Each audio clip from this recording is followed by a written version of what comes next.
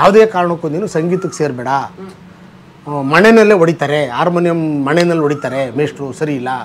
ಕೂರಿಸ್ಕೊಂಡು ಹೇಳಿದ್ರು, ನೋಡಪ್ಪ ನಮ್ಮಲ್ಲಿ 2 ವಿಭಾಗ ಇದೆ, ವ್ಯವಸಾಯಕ್ಕೆ ಸೇರೋರು ಯಾರಿದ್ದೀರಿ ಅವರು ಈ ಕಡೆ ಕೂತ್ಕೊಳ್ಳಿ, ಸಂಗೀತಕ್ಕೆ ಸೇರೋರು ಈ ಕಡೆ ಯಾಕಪ್ಪ ಆ ಕಡೆ ಕೂತು ಈ ಕಡೆ ಬರಪ್ಪ ಅಂದರು. ಇಲ್ಲ ಸರ್ ಅಂತ ಅಂದೆ ನಾನು ಕೈ ಕಟ್ಕೊಂಡು. ಹೇಳ್ಕೊಳ್ಳಕ್ಕೊಂದೂರು ತಲೆ ಮ್ಯಾಗೆ ಒಂಚೂರು ಮಲ್ಗಕ್ಕೆ ಭೂಮ್ ತಾಯಿ ಮಂಚ, ಕೈ ಹಿಡಿದೊಳು ಪುಟ್ನಂಜಿ ನಗ್ನಗ್ತಾ ಉಪ್ಪು ಗಂಜಿ ಕೊಟ್ರಾಯ್ತು ರತ್ನನ್ ಪ್ರಪಂಚ.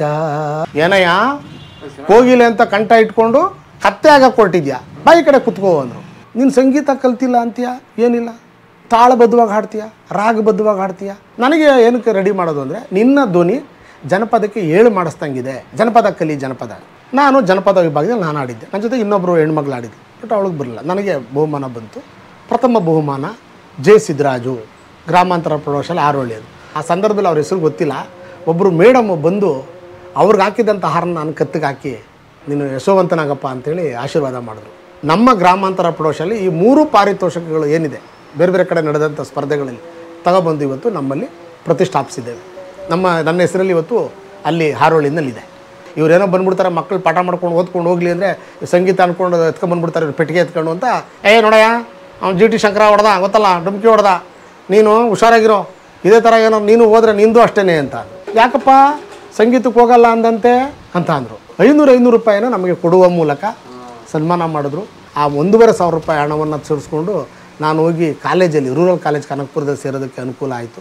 ಶಿಕ್ಷಣ ಜೊತೆಗೆ ಆತ್ಮಸ್ಥೈರ್ಯವನ್ನು, ಭಾಳ ಮುಖ್ಯವಾಗಿ ಸಂಸ್ಕಾರವನ್ನು, ಸಂಸ್ಕೃತಿಯನ್ನು, ಇವೆಲ್ಲವನ್ನು ಕಲಿಸ್ಕೊಟ್ಟಿದ್ರು ಅಂತ ಹೇಳೋದಕ್ಕೆ ಭಾಳ ಮುಖ್ಯಪಡ್ತೀನಿ. ಅವೆಲ್ಲ ಮೇಷ್ಟ್ರುಗಳು, ವಿಜ್ಞಾನದ ಮೇಷ್ಟ್ರು, ಗಣಿತದ ಮೇಷ್ಟ್ರು, ಸಮಾಜದ ಮೇಷ್ಟ್ರು, ಕನ್ನಡದ ಮೇಷ್ಟ್ರು, ಇವರೆಲ್ಲರೂ ಕೂಡ ನಮ್ಮ ಮೇಲೆ ಪ್ರಭಾವ ಬೀರಿದ್ದಾರೆ.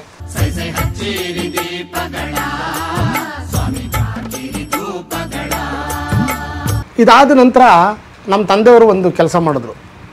ಸಾಕಪ್ಪ ನನ್ನ ಕೈಲಿ ಓದ್ಸೋಕ್ಕಾಗಲ್ಲ, ನೀನು ದಯವಿಟ್ಟು ಯಾವ್ದಾರ ಕೆಲಸ ಹುಡುಕಬಿಡು. ಅವಾಗ ಏನಾಗ್ತಿತ್ತು, SSLC ಪಾಸ್ ಆದರೆ ಕಂಡಕ್ಟರ್ ಕೆಲಸ ಸಿಕ್ಕೋದು ಭಾಳ ಸುಲಭವಾಗಿ. ಆ PGR ಸಿಂಧಿ ಅವರು ನಮಗೆ ಸಾರಿಗೆ ಸಚಿವರಾಗಿದ್ದರು, ನಮ್ಮ ಕ್ಷೇತ್ರದಿಂದ ಗೆದ್ದಂಥವ್ರು. ಅನೇಕ ಜನರಿಗೆ ಕೆಲಸ ಕೊಡಿಸಿದ್ರು ಕೂಡ ಅವರು. ನನಗೇನು ಆರಾಮಾಗಿ ಕೊಡಿಸ್ಬಿಡೋರು. ಆದರೆ ನಾನು ಹುಚ್ಚು ಏನಂದರೆ ಓದಬೇಕು ಅಂತ. ಈ ಸಂದರ್ಭದಲ್ಲಿ ನನ್ನೂರಿನ ಇಬ್ಬರು ಭಾಳ ನನ್ನ ಮೇಲೆ ಪ್ರಭಾವ ಬೀರ್ತಾರೆ. ಅಂದರೆ ಒಬ್ಬರು DB ಚಿಕ್ಕವೀರಯ್ಯ, ಇನ್ನೊಬ್ಬರು DV ಬಾಳೆಗೌಡ ಅಂತ, ಅವರಿಬ್ಬರು ಅಣ್ಣ ತಮ್ಮಂದರು. ನಮ್ಮೂರಿನ ಮೊಟ್ಟ ಮೊದಲ ಪದವೀಧರರು ಅವರು ಇಬ್ಬರು. ಅಣ್ಣ ತಮ್ಮನ ಥರ ಇರಲಿಲ್ಲ, ಅವರು ಫ್ರೆಂಡ್ಸ್ ಥರ ಇದ್ದರು. ಈಗೂ ಬಾಳೆಗೌಡರಿಲ್ಲ, ಚಿಕ್ಕವೀರಯ್ಯನವ್ರು ಇದ್ದಾರೆ. ಅವರು ಮಗ ಫಸ್ಟ್ ಕ್ಲಾಸಲ್ಲಿ ಪಾಸ್ ಮಾಡಿದ್ದಿ ಕಳ, ನೀನು ಸೈನ್ಸ್ ತೊಗೋಬೇಕಲ್ಲ, ಓದಬೇಕಲ್ಲ ಚೆನ್ನಾಗಿ ನೀನು ಅಂತ ಹೇಳೋರು. ಆಮೇಲೆ ಅವರವಾಗ ಕನಕಪುರದಲ್ಲಿ ವಾಸ ಇದ್ದರು. ಒಂದಿನ ಕರೆಸ್ಕೊಂಡ್ರು, ಬಾರಪ್ಪ ಅಂತ. ಓದೆ, ಅವ್ರ ಮನೆ ಹುಡಿಕೊಂಡು ಹೋದಾಗ ಹೇಳಿದ್ರು, ಹೆಂಗಪ್ಪ ಏನಪ್ಪ ಸರ್, ಆಗಲ್ಲ ಸರ್, ಅಪ್ಪ ಆಗಲ್ಲ ಅಂತ ಇದ್ದಾರೆ, ಓದ್ಸೋಕ್ಕಾಗಲ್ಲ, ಕಷ್ಟ ಇದೆ ಅಂತಾರೆ. ಯಾಕೆ ಅಂತಂದರೆ ದುಡ್ಡು ಅವತ್ತು ಭಾಳ ದೊಡ್ಡದು, ದುಡ್ಡಿಲ್ಲದೆ ಓದೋಕ್ಕಾಗಲ್ಲ ಅಂತ. ಅದಕ್ಕೆ ನಮ್ಮ ಚಿಕ್ಕವರೇ ನೋಡಪ್ಪ ನಿಮ್ಮಪ್ಪ ಓದ್ಸೋಕ್ಕಾಗಲ್ಲ ಅಂದರೆ ಫೀಸ್ ನಾನು ಕಟ್ತೀನಿ ಕಣೆ, ನೀನು ಓದಯ್ಯ ಅನ್ನೋ ಮಾತಂದು ಬಂದು ನಮ್ಮ ತಂದೆಗೆ ಹೇಳಿದೆ. ನಮ್ಮ ತಂದೆ ಏನು ಮಾಡಿದ್ರು, ನಮ್ಮ ಮನೆಯಲ್ಲಿ ಒಂದು ಇಷ್ಟು ದೊಡ್ಡ ಎತ್ತರದ ಓತ ಇತ್ತು, ಮೇಕೆ ಓತನ ತೊಗೊಂಡೋಗಿ ಮಾರಿದ್ರೆ ಬರೀ 75 ರೂಪಾಯಿಗೆ ಹೋಯ್ತು, 75 ರುಪೀಸ್. 75 ರೂಪಾಯಿಗೆ ಮಾರಿದ್ರು.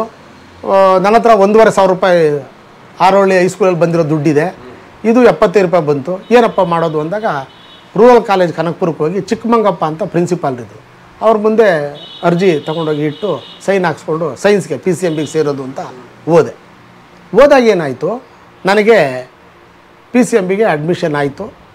ಎಷ್ಟು ವಿಶೇಷ ಅಂತಂದರೆ 165 ರೂಪಾಯಿ 50 ಪೈಸೆ ಫೀಸು, 165 ರೂಪಾಯಿ 50 ಪೈಸೆ ಫೀಸು. ಆದರೆ ಎಲ್ಲಿ ನಮಗೆ ಖರ್ಚಿದೆ ಅಂದರೆ ಸೈನ್ಸ್ ತಗೊಂಡವ್ರಿಗೆ ಬುಕ್ಸ್ ಒದಗಿಸೋದು ಭಾಳ ಕಷ್ಟದ ಕೆಲಸ. ಈ 1,500 ರೂಪಾಯಿ ಕೊಟ್ಟರು ಕೂಡ ಅಷ್ಟು ಪುಸ್ತಕ ನಮಗೆ ತಗೊಳಕ್ಕಾಯ್ತಲ್ಲ. ಯಾಕೆ ಅಂತಂದರೆ ದೊಡ್ಡ ಅಮೌಂಟು, ಅದಕ್ಕೆ ಬೇಕಂತ ಪ್ರಾಕ್ಟಿಕಲ್ ಪುಸ್ತಕಗಳು, ಸೈನ್ಸಿಗೆ ಸಂಬಂಧಪಟ್ಟಂಥ ಪುಸ್ತಕಗಳೆಲ್ಲ ಕೊಂಡ್ಕೋಬೇಕು ಅಂತ. ಆಮೇಲೆ ಏನಾಗಿತ್ತು, ಈ ಕಾಲೇಜ್ಗೆ ಹೋಗ್ಬೇಕಾದ್ರೆ ನಿಮಗೆ ಗೊತ್ತಲ್ಲ, ಹೈಸ್ಕೂಲಲ್ಲಿ ಯೂನಿಫಾರ್ಮಲ್ಲಿ ಓದಂಥದ್ದು, ಅದೊಂದು ನಾನು ನಿಮ್ಗೆ ಸಂದರ್ಭ ಹೇಳಲೇಬೇಕು. ಎಂಥ ಕಷ್ಟದಲ್ಲಿ ಇದ್ದೆ ನಾನು ಅನ್ನೋದನ್ನು ಭಾಳ ಹೇಳ್ತೀನಿ ನಾನು.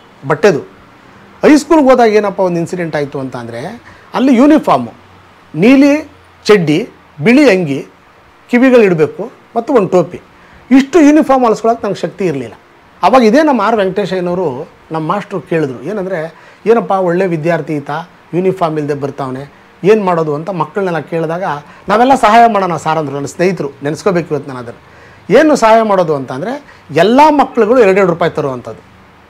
85 ಮಕ್ಕಳಿದ್ರಲ್ಲ, 85 ಮಕ್ಕಳಿಂದ ನಾನೊಬ್ಬನು ಬಿಟ್ಟು 84 ಜನ 2 ರೂಪಾಯಿ ಕೊಟ್ಟಿದ್ದಾರೆ. ಸೊ ಅಷ್ಟು ಹಣವನ್ನು ಒಂದು 170 ರೂಪಾಯಿ 180 ರೂಪಾಯಿ ಅಷ್ಟು ದುಡ್ಡನ್ನು ಕೂಡ ಹಾಕ್ಕೊಂಡು ನನಗೆ ಕೊಟ್ಟರು. ನಾನು ಅದರಲ್ಲಿ ಹೋಗಿ ಒಂದು ಜೊತೆ ಯೂನಿಫಾರ್ಮ್ ಹೊಲಿಸ್ಕೊಂಡೆ, ಒಂದು ಜೊತೆ ಯೂನಿಫಾರ್ಮನ್ನು ಹೊಲಿಸ್ಕೊಂಡೆ ಹೈಸ್ಕೂಲಲ್ಲಿ. ಅದು 3 ವರ್ಷಗಳ ಕಾಲ ಯೂನಿಫಾರ್ಮ್ ನನಗೆ ಬಂದಿದೆ. ಕಷ್ಟಪಟ್ಟು ಓದಿ. ನಾನು ಯಾಕೆ ನಿಮ್ಗೆ ಅಂತ ಹೇಳ್ತೀನಿ ಅಂದರೆ, ನಾನು ಅಷ್ಟು ಸುಲಭವಾಗಿ ಜೀವನ ರೂಪಿಸ್ಕೊಂಡು ಅಂತ ಎಲ್ಲೂ ಮಾಡಿಲ್ಲ. ಮುತುವರ್ಜಿ ಹೆಂಗೆ ಮಾಡ್ತಾ ಇದ್ದೆ ಅಂದರೆ, ಸೋಮವಾರ ಮಂಗಳವಾರ ಬುಧವಾರ ಯೂನಿಫಾರ್ಮ್ ಹಾಕ್ಕೊಂಡು ಬುಧವಾರ ರಾತ್ರಿ ಬಂದು ಒಗೆದು ಬೆಳಿಗ್ಗೆ ಎದ್ದು ಅಲ್ಯೂಮಿನಿಯಂ ತಟ್ಟೆಗೆ ಕಂಡುಗಳನ್ನು ಹಾಕ್ಕೊಂಡು ಐರನ್ ಮಾಡ್ಕೊತಾ ಇದ್ದೆ. ಮತ್ತು ಗುರುವಾರ ಶುಕ್ರವಾರ ಶನಿವಾರ ಭಾನುವಾರ ರೆಸ್ಟ್, ಭಾನುವಾರ ಒಗಿತಾ ಇದ್ದೆ, ಭಾನುವಾರ ಸಂಜೆ ಐರನ್ ಮಾಡ್ಕೊತಾ ಇದ್ದೆ, ಸೋಮವಾರ ಹಾಕ್ಕೊಂಡು ಹೋಗ್ತಿದ್ದೆ.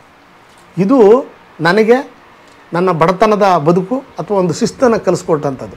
ಯಾಕಂದರೆ ನಮ್ಮ ಮೇಷ್ಟ್ರ ಹತ್ರ ಐರನ್ ಇಲ್ದಿರ ಹೋದರೆ NYR ಅಂತ ಇದ್ದರು, ಇದ್ರಲ್ಲಿ ಹೊಡೆಯೋರು, ದಾರದಲ್ಲಿ ಹೊಡೆಯೋರು ಭಾಳ ಇದು. ಆಮೇಲೆ ನಾನು ಬೇರೆ ಕ್ಲಾಸಿಗೆ ಮಾನಿಟ್ರು ಹಿರೇಮಣಿ. ನಮ್ಮಲ್ಲಿ ಎಂತೆಂಥ ವ್ಯವಸ್ಥೆ ಇತ್ತು ಹೈಸ್ಕೂಲಲ್ಲಿ ಅಂದರೆ ಭಾಳ ಶಿಶ. ಅವತ್ತಿನ ಅಲ್ಲಿ ನಮಗೆ ಮಂತ್ರಿಮಂಡಲ ಅಂತ ಇತ್ತು. ಆ ಮಂತ್ರಿಮಂಡಲದಲ್ಲಿ ನಾನು ಮೊದಲನೇ ವರ್ಷ ನೈರ್ಮಲ್ಯ ಮಂತ್ರಿ ಆಗಿದ್ದೆ. 9ನೇ ಕ್ಲಾಸಲ್ಲಿದ್ದಾಗ ಆರೋಗ್ಯ ಸಚಿವನಾದೆ.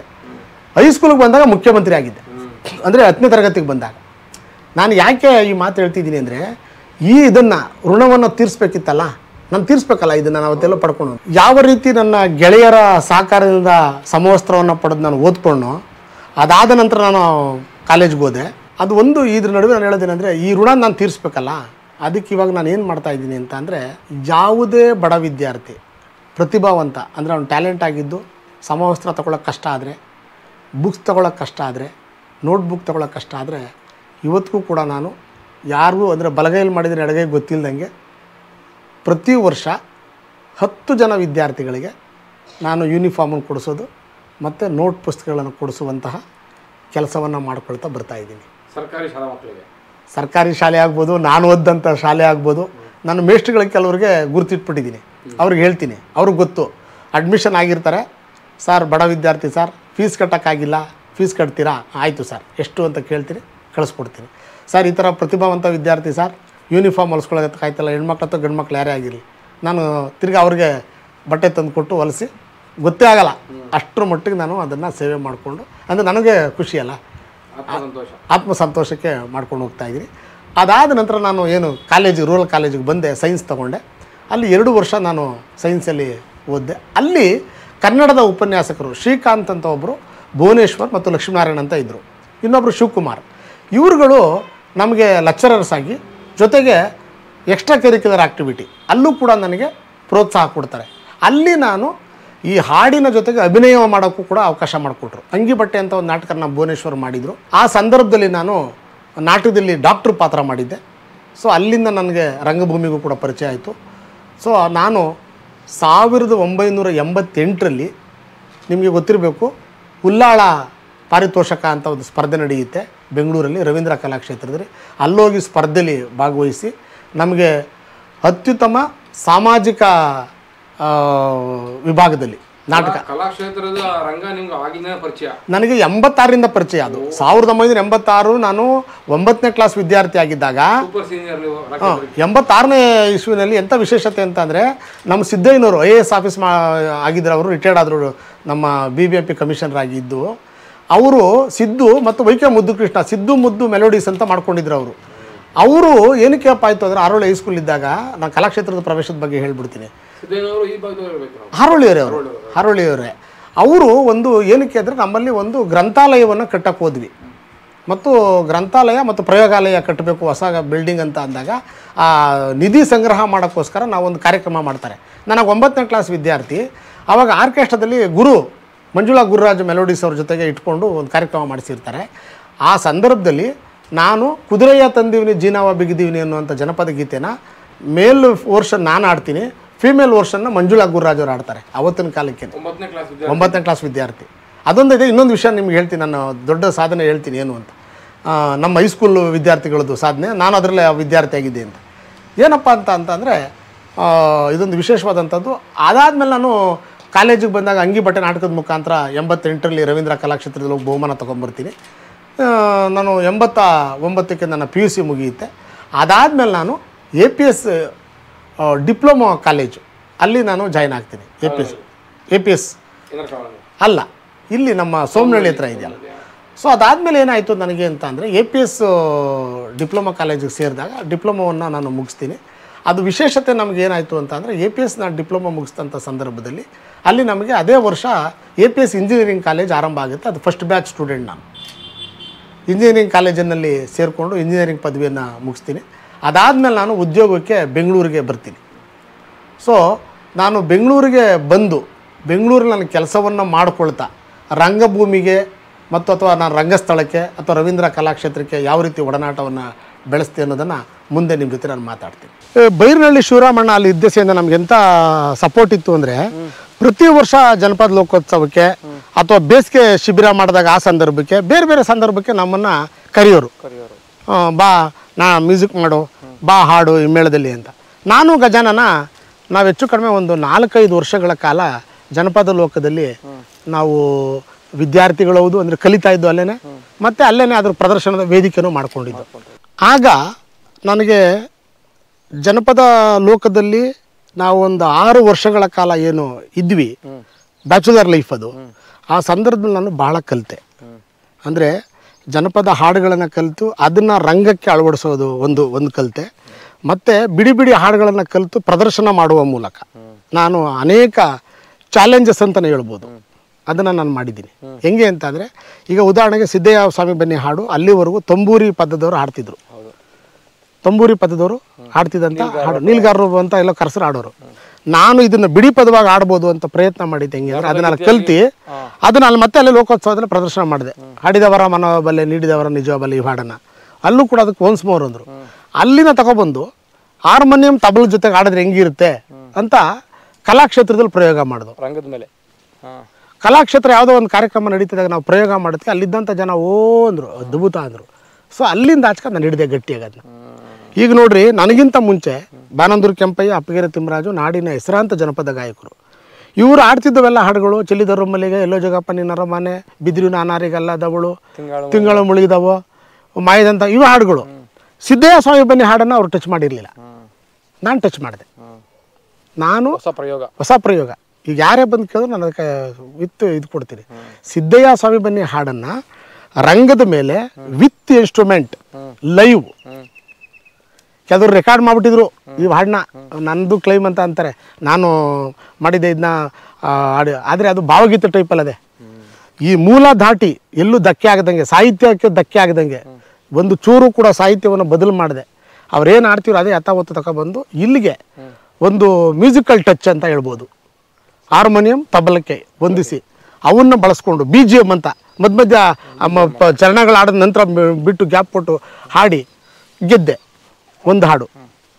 ಇದಾದಮೇಲೆ ಇದೇ ಸಂದರ್ಭದಲ್ಲಿ ಇವತ್ತು ಇವರೆಲ್ಲ ಹೇಳ್ತಾರಲ್ಲ ಗುರುವೇ ನೀನು ಆಟ ಬಲ್ಲವ್ರು ಹಾಡೋ ನನಗೆ ಏನು ಹೆಸರು ತಂದು ಕೊಡ್ತು ಅಂದರೆ ಅದನ್ನು ತಂಬೂರಿ ಜವರಯ್ಯನವ್ರು ಆಡ್ತಿದ್ರು ಅಂತ ಅದನ್ನೇ ಕೇಳಕ್ ಬಂದೆ. ಇವ್ರು ಹೇಳ್ತಾರೆ ತಂಬೂರಿ ಜವರಯ್ಯನವ್ರು ಆಡು ಅಂತ ಹೇಳ್ತಾರೆ.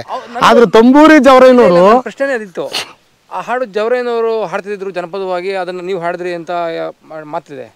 ಅದು ಅದು ಅದು ಹೆಂಗೆ ಅಂತ ಮಾಡಿದೆ ನಾನು ಅಂದರೆ ತಂಬೂರಿ ಜವರಯ್ಯನವ್ರು ಆಡ್ತಿದ್ರು ಅಂತ ಇವ್ರು ಹೇಳ್ತಾರೆ. ಆದರೆ ತಂಬೂರಿ ಜವರಯ್ಯನವರಿಂದ ಈ ಹಾಡನ್ನು ನಾನು ಕಲ್ತಿಲ್ಲ. ನಾನು ಕಲ್ತಿಲ್ಲ. ಸೋರ್ಸ್ ಏನು ಅಂತ ಅಂದರೆ ನಿಮ್ಗೆ ಹೇಳ್ತೀನಿ ಕೇಳಿ.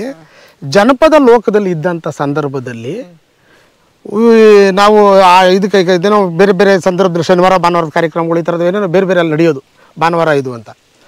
ನನಗೆ ಇವರು ಏನಂತ ಅಂದರು ಅಂದರೆ ಒಬ್ಬರು ಒಂದು ಕಾರ್ಯಕ್ರಮಕ್ಕೆ ಬಂದಿದ್ದರು ತತ್ವಪದಕಾರರು. ನಾನು ಅವ್ರ ಹೆಸರು ಮರ್ತಿದ್ದೆ, ತಂಬೂರಿ ಜವರಯ್ಯ ಅಂತೂ ಅಲ್ಲ, ಯಾಕಂದರೆ ನಾನು ಅಲ್ಲೇ ಇದ್ದಂಥವ್ರು. ನಾನು ಏನು ಮಾಡಿದೆ, ಈ ಹಾಡನ್ನು ಕೇಳಿದೆ ಅವ್ರ ಬಾಯಿಲಿ. ಕೇಳಿದಾಗ ತಂಬೂರಿ ಜವರಯ್ಯನವ್ರು ಇದೇ ಥರ ಆಡ್ತಾರೆ ಅಂತ ಯಾರೋ ಒಬ್ರು ಹೇಳಿದ್ರು. ಬಟ್ ನಾನು ತಂಬೂರಿ ಜವರಯ್ಯನವ್ರು ನನಗೆ ಅವ್ರ ಸಂಪರ್ಕನೇ ಇರಲಿಲ್ಲ. ನಾನು ಅಷ್ಟೊತ್ತು ಅವ್ರನ್ನ ಇದು ಮಾಡಿರಲಿಲ್ಲ. ಅವ್ರು ಆಡೋರು ಬೇರೆ, ಎಲ್ಲಿಂದ ನೀ ಬಂದೆ ಅಲ್ಲಿಂದ ಏನು ತಂದೆ ಈ ಹಾಡಲ್ಲ ನಾನು ತಂಬೂರಿ ಜವರಯ್ಯನವ್ರ ಬಾಯಿನಲ್ಲಿ ಕೇಳಿದ್ದೆ. ಈ ಗುರುವೇ ನೀನು ಆಟ ಬಲ್ಲವರ ಹಾಡನ್ನು ಕೂಡ ನಾನೇನು ಮಾಡಿದೆ ಅಂದರೆ ಇದು ಏಕತಾರಿ ದಾಟಿಲಿತ್ತಲ್ಲ, ಗುರುವೇ ನಿನ್ನಾಟ ಬಲ್ಲವ್ರು ಯಾರ್ಯಾರೋ ಹರನೇ ನಿನ್ನಾಟ ಬಲ್ಲವ್ರು, ಈ ದಾಟಿನಲ್ಲಿ ಇದ್ದಂಥ ತತ್ವಪದ ನಾನು ಕೇಳಿದೆ. ಈ ಕೇಳಾದ್ಮೇಲೆ ನಾವೇನು ಮಾಡೋದು, ನಾನು ಮತ್ತು ನಮ್ಮ ಗಜಾನನ ಅದೇ ಜನಪದ ಲೋಕೋತ್ಸವಕ್ಕೆ ಪ್ರಯೋಗ ಮಾಡೋದು. ವಿತ್ ಪ್ರೂಫ್ ನಾನು ಇಟ್ಕೊಂಡಿದ್ದೀನಿ ಫೋಟೋ. ಯಾವ ಥರ ಮಾಡೋದು ಅಂದರೆ ಇದೇ ನಮ್ಮ ಬೈರಹಳ್ಳಿ ಶಿವರಾಮ್ ಅವರು ನನಗೊಂದು ಕಚ್ಚೆ ಹಾಕಿದ್ರು, ಬರೀ ಮೈ ಹೆಗಲ ಮೇಲೆ ಒಂದು ನಮ್ಮ ಗದ್ದರ್ ಹಾಕೋತಿದ್ರಲ್ಲ ಆ ಥರ ಕರಿ ಕಂಬಳಿ ಹಾಕಿದ್ರು. ಅದನ್ನ ನಾನು ಹೇಗೆ ಮಾಡಿದೆ ಅಂದರೆ ಅಲ್ಲಿ ಕಲ್ತಂಥ ತತ್ವಪದ ಏಕತಾರಿ ದಾಟಿಲಿದ್ದಂಥ ಹಾಡನ್ನು ನಾನು ನಮ್ಮ ಗಜಾನನ ರಂಗಭೂಮಿಯಿಂದ ಬಂದಂಥವ್ನು ನೀನಾಸ ಮೇಲೆ ಕಲ್ತು ಬಂದಿದ್ದ ಅವ್ನು ಹೊಸ ಪ್ರಯೋಗ ಮಾಡೋಣ ಅಂತೇಳಿ ನಾನು ತಮಟೆ ಹಿಡ್ಕೊಂಡು ಕುಂತ್ಕೊಂಡು ಅವ್ನು ಹಾರ್ಮೋನಿಯಂ ಇಟ್ಕೊಂಡು 4/8 ದಾಟಿದ್ನಲ್ಲ ಹಾಡು. ನನಗೆ ನಿಜ ಹೇಳ್ತೀನಿ 4/8 ಅಂದ್ರೂ ಗೊತ್ತಿಲ್ಲ 6/8 ಅಂದ್ರೂ ಗೊತ್ತಿಲ್ಲ. ಅವ್ನು ಚೆನ್ನಾಗಿ ಕಲ್ತಿದ್ದ ಸಂಗೀತದಲ್ಲಿ, ಅವನಿಗೆಲ್ಲ ಗೊತ್ತಿತ್ತು.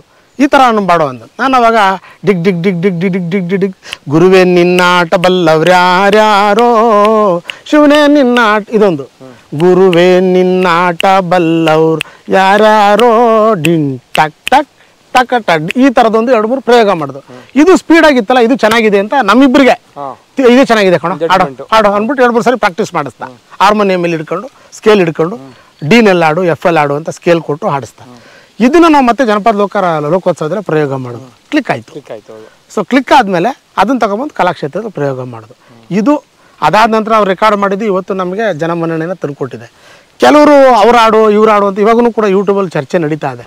ಬಟ್ ಎಲ್ಲಿ ಆದರೂ ನನಗೆ ಇವರು ತಂಬೂರಿ ಜವರೇಂದ್ರ ಆಡಿದ್ದು ಡಾಕ್ಯುಮೆಂಟ್ ನನಗಂತೂ ಇವತ್ತು ಯೂಟ್ಯೂಬಲ್ಲೂ ಸಿಕ್ಕಿಲ್ಲ, ನನಗೂ ಎಲ್ಲೂ ಸಿಕ್ಕಲಿಲ್ಲ. ಅದೇ ನೀವು ಹೇಳಿದ ಹಾಗೆ ಅವರು ಏನು ಅವ್ರ ದಾಟಿ ಬೇರೆ ಇತ್ತು ಅಂತ.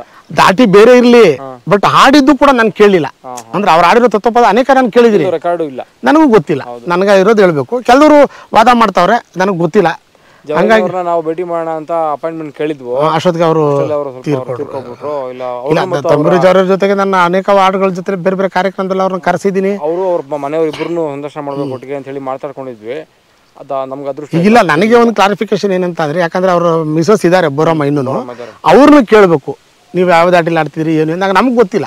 ಈಗ ನನಗೂ ಗುರುವೇ ನಿನ್ನ ಆಟ ಬಲ್ಲವ್ರು ಯಾರು ಹಾಡುಗೂ 30 ವರ್ಷದ ನಂಟು. ಹೌದೌದು, 30 ವರ್ಷದ ನಂಟು. ನಿಮ್ಮ ಹೆಸರಿನ ಹಿಂದೆಗಡೆ ಅದು ಇದ್ದೇ ಇದೆ. ನನಗೆ ಸಿಕ್ಕಂತ ಹಾಡೋದು. ನಾನು ಅದನ್ನ ಆಡ್ತಾ ಬಂದು ಆಡಾದ್ಮೇಲೆ ರೆಕಾರ್ಡ್ ಮಾಡಿ, ಈಗ ರೆಕಾರ್ಡ್ ಆಗೇನೆ ಸುಮಾರು ಒಂದು 16 ವರ್ಷ ಆಗೋಯ್ತು. ಆ ಹಾಡು 2.5 ಕೋಟಿ ಜನ ನೋಡ್ಬಿಟ್ಟಿದ್ದಾರೆ, ಲೈಕ್ ಮಾಡಿದ್ದಾರೆ.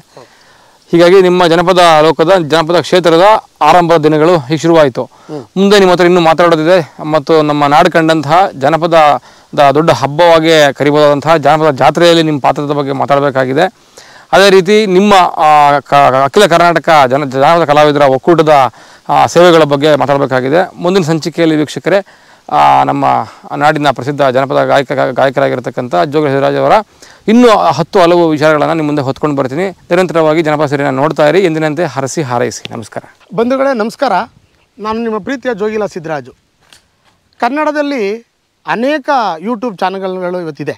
ಆದರೆ ಜನಪದಕ್ಕೋಸ್ಕರ, ಜನಪದರಿಗೋಸ್ಕರ ಕೆಲಸ ಮಾಡ್ತಿರ್ತಕ್ಕಂಥ ಜನಪದ ಕಲೆಯನ್ನು, ಜನಪದ ಕಲಾವಿದರನ್ನು ನಮ್ಮ ನಾಡಿನ, ದೇಶದ ಅಥವಾ ವಿಶ್ವಕ್ಕೆ ಪರಿಚಯ ಮಾಡಿಸುವಂಥ ದೊಡ್ಡ ಹೆಗ್ಗಳಿಕೆಯ ಕಾರ್ಯ ಮಾಡ್ತಿರ್ತಕ್ಕಂಥದ್ದು ಜನಪದ ಸಿರಿ ವಾಹಿನಿ. ದಯಮಾಡಿ ಆ ಜನಪದ ಸಿರಿ ವಾಹಿನಿಗೆ ಸಬ್ಸ್ಕ್ರೈಬ್ ಆಗಿ, ದಯವಿಟ್ಟು ನೀವು ಲೈಕ್ ಬಟನನ್ನು ಒತ್ತಿ ಈ ಚಾನಲನ್ನು ಬೆಳೆಯೋದಕ್ಕೆ ಪ್ರೋತ್ಸಾಹ ನೀಡಿ ಅಂತ ಕೋರ್ಕೊಳ್ತೀನಿ.